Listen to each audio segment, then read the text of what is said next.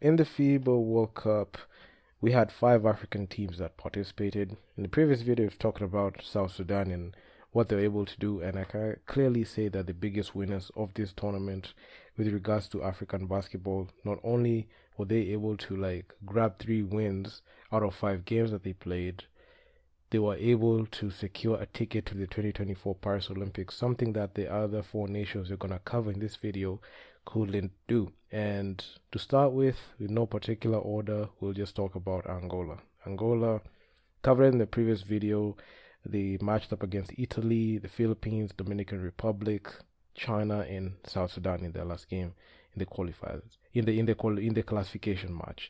So in the first game against Italy, they just got beat. They just got beat up, immensely, and there was no way they were going to be able to win that game, because I feel like Italy just came out strong to start with, and even went in depth talking about it in a previous video. And looking at even the way they played against the Philippines, you could see they won this game by 10 points, and at this time they were just using that momentum to get into like the Dominican Republic game against Carl Anthony Towns led Dominican Republic team.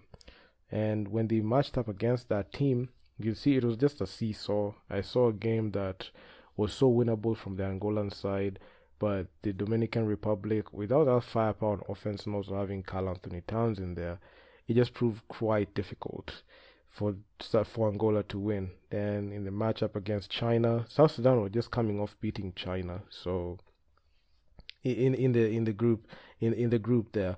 But in the classification games, you could see China and Angola were matched up. China beat Angola, and to round up, I mean, this is the game that in the biggest stage ever outside the African continent, South Sudan versus Angola, and South Sudan just dropped the hammer down, and they used this game to get a chance to participate and grab a ticket to the 2024 Paris Olympics. So, looking at the way Angola just played, out of 5 games, only won 1 game, I can say there's a lot of hope when it comes to like basketball, especially worldwide basketball, because you're seeing a situation where even with the score not going Angola's way, you could see African teams are showing that they got what it takes to be able to like compete in the world stage. And Angola, no, even with 1 win, you could see the potential that they had. Remember, this is a team that produced the Petro de Luanda team that made the BAL finals about a year ago. So, and in the continent, they've always been seen as that team that can win it all, given like everything just panning out on their side. So yeah, they have a lot of talent and they have the ability to go all the way. In the next team that you're gonna look at, Cape Verde. Cape Verde, they're that team that was a surprise to me. I never even expected them to like make the FIBA World Cup, and they did. 64 world rank. Angola is the 41 FIBA world ranked team, and Cape Verde is the 64th. And the Cape Verde team matched up against Georgia. This game they lost by 25 points. It was just like a welcome to the FIBA World Cup. The same way Angola suffered against Italy is the same thing that Cape Verde suffered against in the hands of Georgia. Then Cape Verde, I mean, they had a very good game against Venezuela. They won this game 81-75.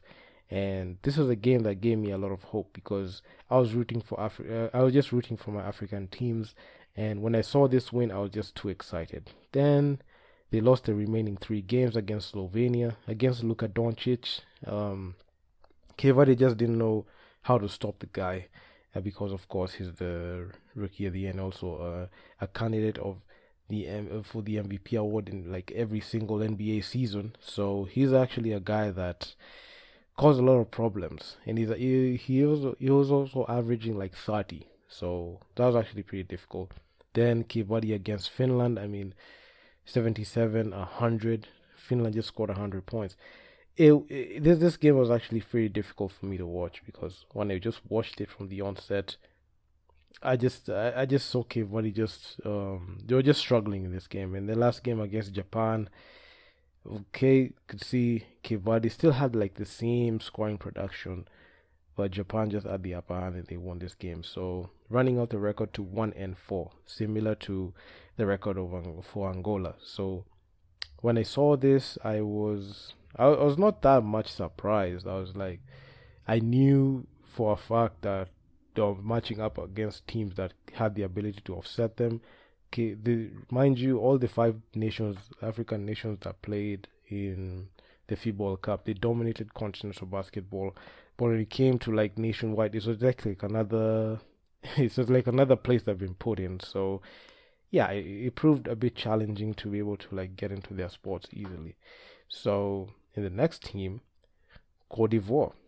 Cote d'Ivoire, I mean, they had like their welcome to the FIBA World Cup moment against Spain, and Spain just beat them by 30 points. 30 points. 94-64. It was just like a wake up game, and they just I can just say they were just held to like the lowest points. I've never seen Cote d'Ivoire look this bad, and Spain just did a very good like job exposing that. But in the next game, Cote d'Ivoire versus Iran, this is a game that was a nail biter, and it ended 71-69. No, not Cape Verde. Cote d'Ivoire winning by 2 points. So this was actually it was actually a very good game to see. Then in the next games that they played, it was just it was just utter destruction. They lost against Brazil 89-77. Cote d'Ivoire, they lost against Lebanon 84-94 by 10 points. And the last game they played against France, and France beat them by 10 points.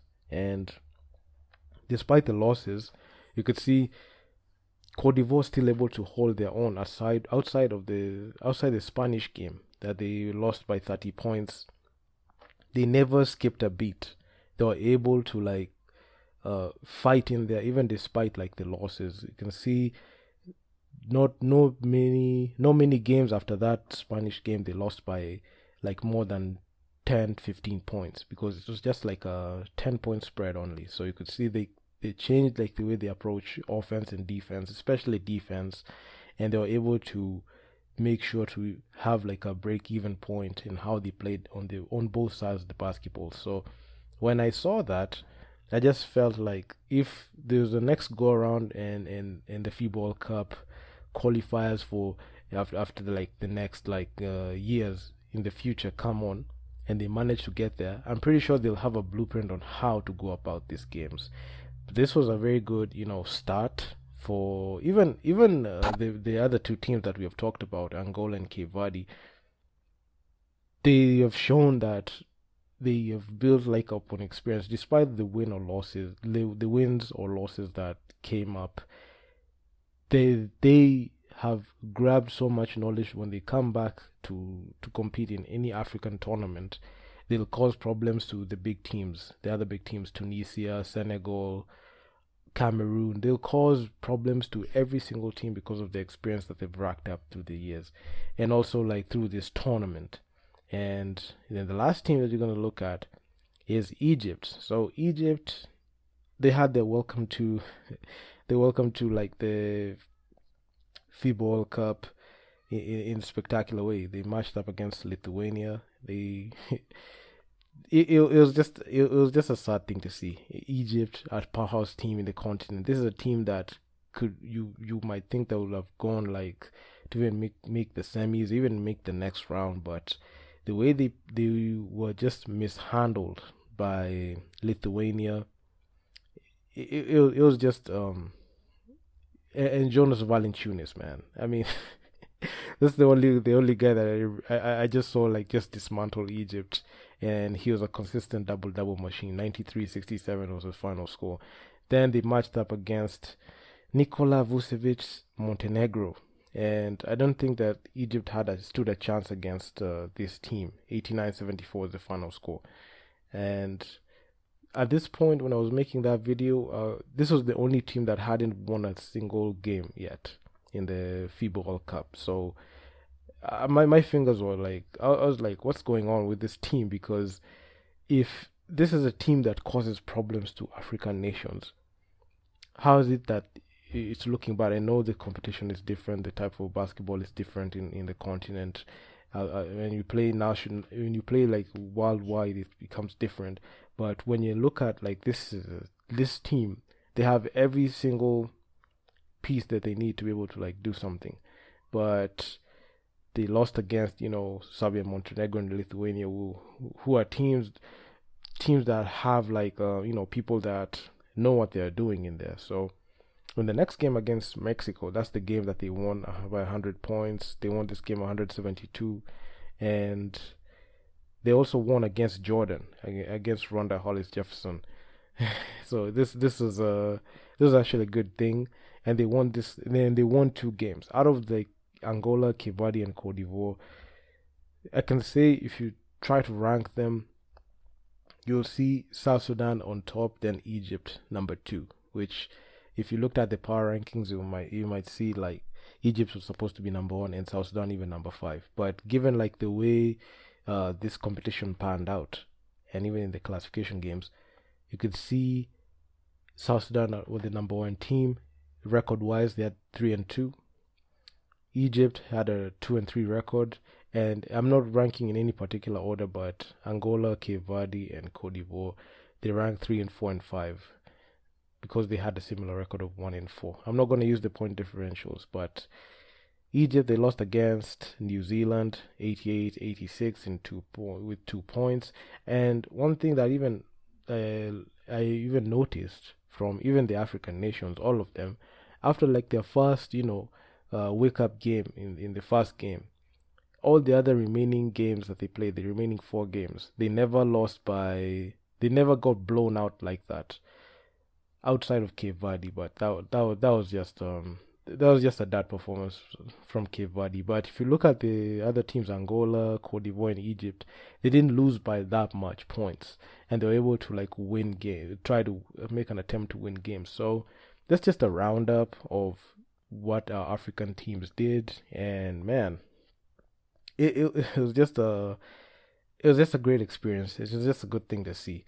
And looking at like the future of basketball, I feel like African basketball is headed to the right direction, given the right governance. And you can see in the shortest time that South Sudan started their campaign in continental basketball, right now they grabbed a ticket to the Paris Olympics, and this is just an inspiration. And when I look back at my home country, Kenya, I wonder if we are going to be able to like reach those heights. So hopefully our management changes. But to give credit to the other 5 nations that played, they played extremely well.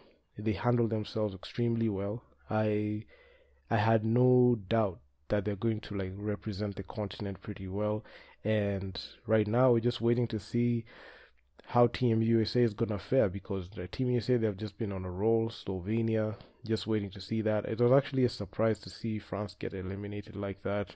I was expecting them to be there, and also Canada. Canada is another team that I'm just watching as well alongside Team USA, because man, right now my African teams are gone. Right now I'm just looking at Team USA and Team Canada. If they're ever gonna meet, I feel like it's just gonna be a great matchup. But thank you, African teams. Thank you, Angola, Cape Verde, Cote d'Ivoire, Egypt, and South Sudan. Most especially South Sudan, for raising the African continent high, and you have done us proud.